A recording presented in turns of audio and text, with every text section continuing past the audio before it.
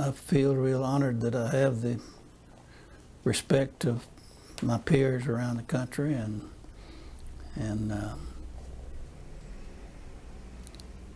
I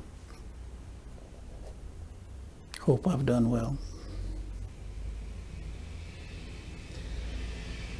During the time that you were the secretary, what do you think was your best asset in getting the job done?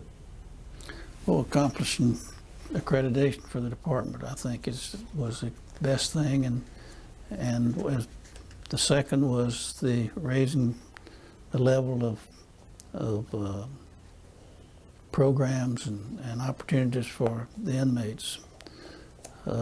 One thing Department of Corrections does that I never have agreed with, of course it's not the department that made the decision, we go out and beg people to employ our offenders, but we don't employ them ourselves. During my time, I employed several ex-offenders. In fact, you probably knew Santana, he just retired, he was an ex-offender. One of them was a prison inspector, and we had others over the state that did well. And yet, regardless of what changes they make or how you feel about them, as far as improving their ability to work or to be supporting citizens, we tell them, no, son, you can't work for us, or sir, sister. And I think that's wrong. It sounds like that goes back to something you said early in the interview when you were talking about the value that you place on offenders as human beings. Right. Talk a little bit about that.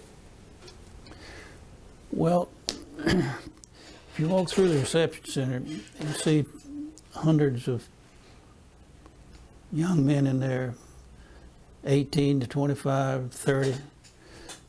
And what kind of sentence they got? 25 years for using drug 3 times or something. It's just, I know that there has to be, people have to have consequences for instance they do, but I think that it's unreasonable to think that we can lock up everybody and throw the key away and keep building our prisons to where we have more people in prison than we got in colleges and schools. There has to be a way to alleviate the vast number of intake that we have in Florida.